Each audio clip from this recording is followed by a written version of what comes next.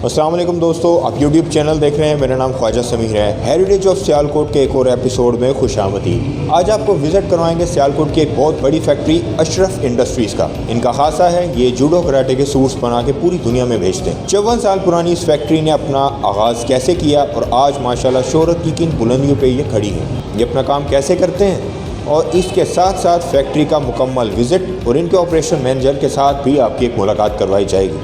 तो आपसे गुजारिश है ये वीडियो आखिर तक ज़रूर देखें।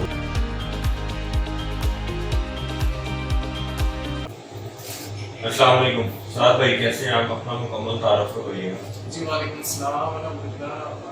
साद इंजीनियर साहब मेरा नाम है जी।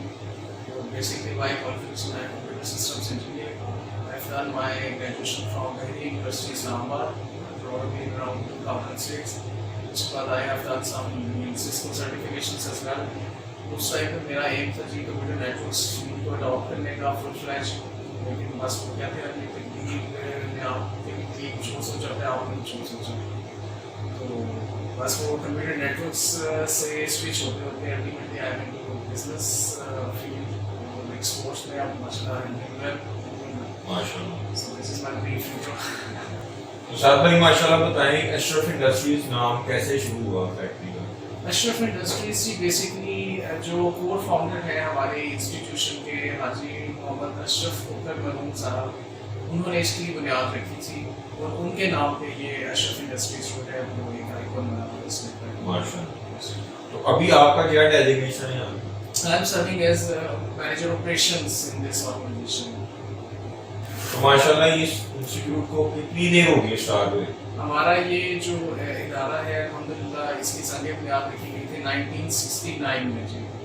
1969 मतलब है कि मोर देन 50 इयर्स और निस्फ सदी गुजर गई और माशाल्लाह ये पाकिस्तान का नाम रोशन कर रहा है माशाल्लाह।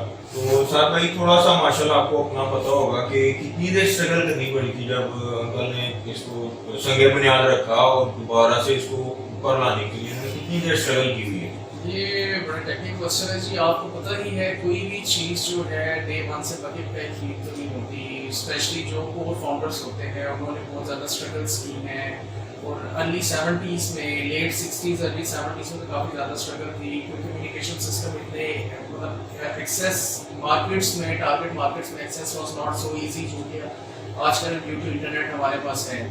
तो ऑब्वियसली जी काफ़ी स्ट्रगल करनी पड़ी इनिशियली कि आपने किस प्रोडक्ट को लेके चलना है, उसकी टारगेट मार्केट क्या है, कस्टमर रिक्वायरमेंट क्या है, उन चीज़ों को देखने में, समझने में, टेक डाउन करने में काफ़ी स्ट्रगल हुई। ऑब्वियसली हम लोगों ने भी 1969 में जब इस ऑर्गेनाइजेशन स्टार्ट किया था तो लोकल मार्केट में काफ़ी अर्सा 3-4 साल जो है लोकल मार्केट में सर्व किया। उसके बाद एक से दूसरी आइटम पर अल्हम्दुलिल्लाह मार्शल आर्ट्स की फील्ड में कदम रखा और अल्लाह ताला ने बहुत ज़्यादा तरक्कियाँ अता फरमाई। तो माशाल्लाह ये मार्शल आर्ट की तरफ ही कब आए और कब से इसी को आप लेके चल रहे हैं? इस तरह से था जी समीर भाई, ये जब 1969 में जब इनिशिएट किया था तो हम लोग सिविल गारमेंट्स का नहीं कर रहे थे या वर्किंग गारमेंट्स का कर रहे थे। मतलब एक तो चीज़ तय थी कि मशीनरी थी वो गारमेंट्स ओरिएंटेड थी यहाँ पे। फिर उसके बाद जब फर्दर एक्सप्लोर किया डिफरेंट मार्केट्स को, रिक्वायरमेंट का पता चला तो फिर मार्शल आर्ट्स यूनिफॉर्म्स मैन्युफैक्चरर उस टाइम पे पाकिस्तान में ऐसे नहीं थे और अल्हम्दुलिल्लाह ये एजाज़ है अशरफ इंडस्ट्रीज प्राइवेट लिमिटेड का कि मार्शल आर्ट्स यूनिफॉर्म का सबसे पहला जो सूट है सियालकोट में वो अशरफ इंडस्ट्रीज में ही मैन्युफैक्चर हुआ था। अल्हम्दुलिल्लाह यहाँ से मैन्युफैक्चर होकर एक्सपोर्ट हुआ और ये हमारी बहुत बड़ी कंट्रीब्यूशन है इस ऑर्गेनाइजेशन की टुवर्ड्स सियालकोट और Pakistani export market in the field of martial arts uniforms. तो माशाल्लाह दोस्तों ये सबसे बड़ी बात है जिसके लिए ये सेगमेंट मैंने शुरू किया था कि हेरिटेज ऑफ सियालकोट, और ये वाकई में हेरिटेज ऑफ सियालकोट है कि जिसने पाकिस्तान का नाम पूरी दुनिया में रोशन किया हो। तो माशाल्लाह साहब भाई अभी आपके पास वर्किंग लेबर कितनी है? हमारे पास है अराउंड 500 के करीब है माशाल्लाह। तो जैसे ये हमारी जो नई गवर्नमेंट आई है इसके बाद सुनने में और वजीरों की तरफ से कहा जाता है कि टेक्सटाइल की इंडस्ट्री बहुत बूम कर रही है, तो इसके बारे में वाकई ये बातें सच हैं? कुछ जो है गवर्नमेंट के क्लेम्स हैं और कुछ बाय नेचर है चीज़ें जैसे इस तरह से हैं कि पोस्ट कोविड सिचुएशन जो है, मार्केट ट्रेंड और सिचुएशन जो है वो चेंज हुई है, ड्रास्टिकली चेंज हुई है चीज़ें कुछ। और शायद अगर ये नॉर्मल सिचुएशन होती तो इस तरह से एक्सपोर्ट फिगर्स ना होती, जो कि पोस्ट कोविड ये एकदम बूस्ट आया है एक्सपोर्ट्स में। तो ये बात ठीक है कि इस टाइम पे जब से ये पाबंदियाँ मेरे कुछ यूरोप में ऑल ओवर द वर्ल्ड मतलब वेव ऑफ हुई हैं, तो उसके बाद एक्सपोर्ट एकदम बूस्ट हुई है स्पेशली पाकिस्तान में। और इसमें टेक्सटाइल सेक्टर जो है वो fortunately we are doing very good.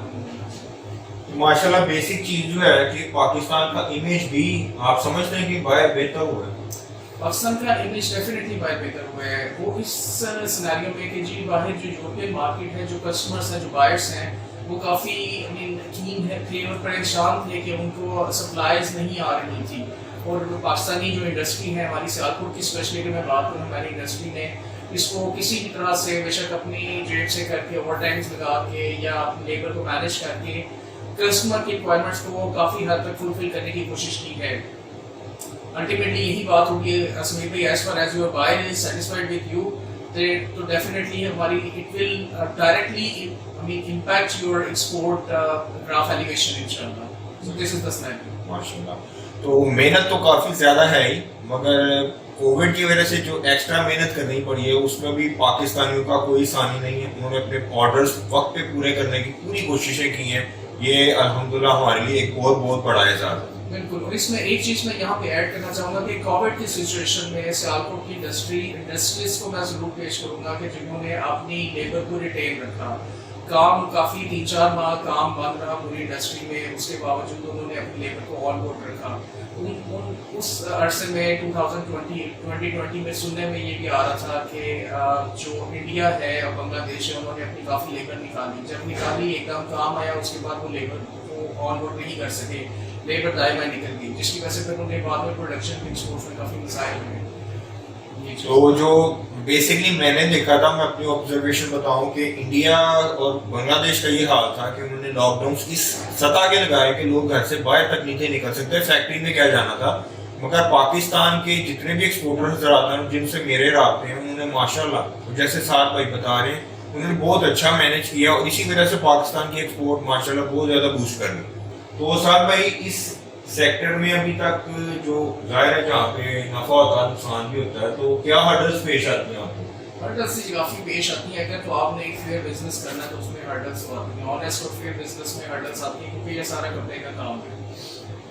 आपने once you have quoted the prices, तो आजकल क्योंकि जो मार्केट सिनेरियो चल रहा है, मार्केट ट्रेंड है, कॉटन की प्राइसेस और यार्न की प्राइसेस जो है वो स्टेबिलिटी उसमें नहीं है। ये सबसे बड़ा चैलेंज है कि हम जब प्राइसेस कोट करते हैं तो उसमें फिर प्राइसेस जो शो होती हैं, लेकिन जब एक्चुअल प्रोडक्शन करने की तरफ, ये प्रोक्योरमेंट या प्रोडक्शन की तरफ हम आते हैं, क्योंकि ऑर्डर कंफर्मेशन भी थोड़ा सा टाइम टेकिंग प्रोसीजर होता है।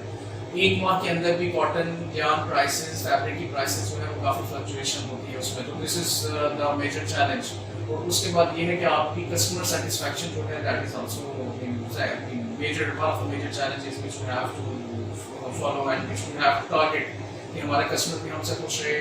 और जो हम लोग प्रोडक्शन में जो चीज़ें हर्डल फेस कर रहे हैं, लेबर शॉर्टेज है, फैब्रिक प्रोक्योरमेंट है, उसकी फैब्रिक प्रोसेसिंग है, क्योंकि एकदम काफ़ी काम अल्हम्दुलिल्लाह मार्केट में है। तो हमारे जो प्रोसेसिंग यूनिट्स हैं, जो वीविंग यूनिट्स हैं, उनकी भी लिमिटेड कैपेसिटी है, उसमें काफ़ी चैलेंजेस आए हैं जो उसको हम लोग कर रहे हैं। तो माशाल्लाह कितनी ब्रांचेज हैं अभी जो आपने इसकी, एक तो ये होगी ना आपकी कोर की, उसके बाद भी ब्रांच बनाई थी हमारी एक और है जी, हमारी 10 का रोड पे एक और सेकंड ब्रांच है, वहाँ पे हमारे जूडो और जिजिस्को सूट्स जो है उनकी मैन्युफैक्चरिंग होती है। माशाल्लाह। तो साथ भाई कितनी देर होगी आपको इंक्लूड इस सेटअप में? अभी इस सेटअप में मुझे इनअप हुए ऑलमोस्ट 10 इयर्स हो गया जी।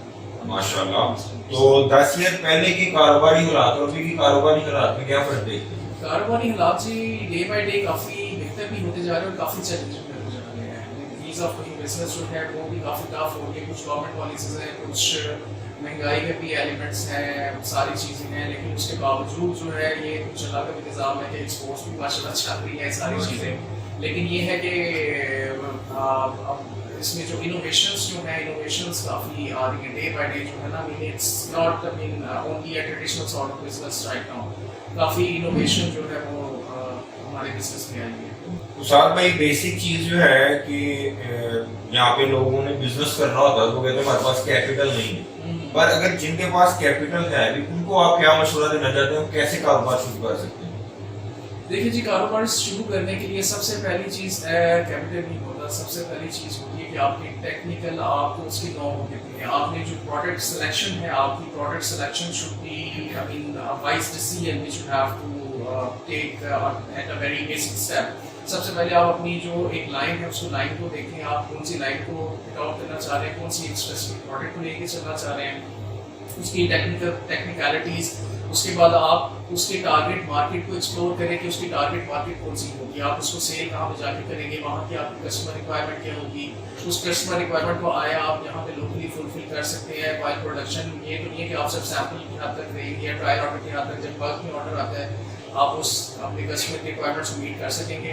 अगर ये जो आपकी बोथ हैंड्स की जो होगी, आप जो केस स्टडी अपनी करेंगे सर्वे, अगर आपका अच्छा होगा तो definitely that would be a win win situation for you. यानी माशाल्लाह माइक्रो लेवल पे बंदे को जाके काम करना चाहिए, इंस्टेड ऑफ दिस कि आपने बस शुरू किया ठीक है जी चल गए तो चल गए, वो वाला काम नहीं करना चाहिए।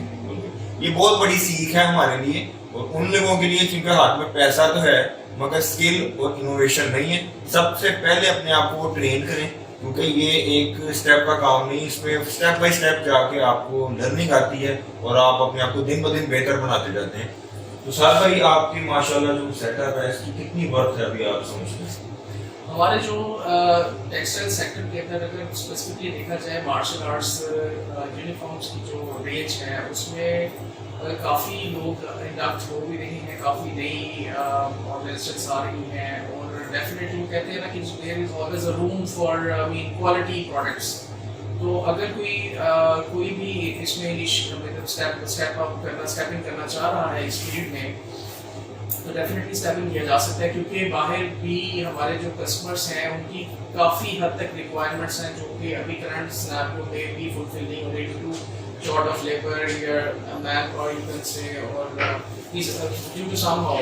तो रिक्वायरमेंट आई मीन डिमांड ज़्यादा है इस टाइम पे, सप्लाई आई गेस कि कुछ सच कोई बैलेंस नहीं हो रहा, तो डेफिनेटली इंडक्शन की जा सकती है इसमें। यानी जो सोच रहे हैं कि जनाब आपको बड़ी बड़ी फैक्ट्रियां लग गई हैं हमने क्या करना है, तो साथ भाई ने बड़ी अच्छी और मोटिवेशनल बात की है कि there is always a room for better competition भी उसको कह सकते हैं आप। और किसी भी तरह आप ये ना सोचें कि जी मेरे लिए तो रास्ता खत्म है, रास्ता आप खुद बनाते हैं तो आप आगे चलते हैं। तो साथ भाई ये बताइए कि स्कूल कॉलेज में सबको शौक होते हैं जो ज़ाहिर प्रैक्टिकल लाइफ में आगे सारे पूरे नहीं कर पाते, तो आपके क्या शौक थे जो आप पूरे नहीं कर पाते? शौक जी काफ़ी दोस्तों के साथ घूमना, ट्रैवलिंग करना, उसके बाद गेट टुगेदर्स हैं, फ्रीक्वेंट गेट टुगेदर्स, उसके बाद क्रिकेट मैचेस का बड़ा शौक था जी। अब जो कि अब बस ओकेजनली होते रह गया, फ्रीक्वेंसी काफ़ी इसकी मांग बढ़ गई है क्योंकि ऑब्वियसली आपकी जॉब इस तरह की है, हमारी काम इस तरह के, तो ये फुल टाइम जो है हमें देना पड़ता है। और स्पेशली पोस्ट कोविड जो है काफ़ी एकदम बर्डनाइज हो गई चीज़ें, तो जो ट्रैवलिंग है, ट्रैवलिंग भी मोस्टली यही होता है कि अपनी वो मीटिंग यूनिट्स में या प्रोसेसिंग यूनिट्स में जाके कोई ऑफिशियल मीटिंग से कर ले, that is restricted travelling you can say.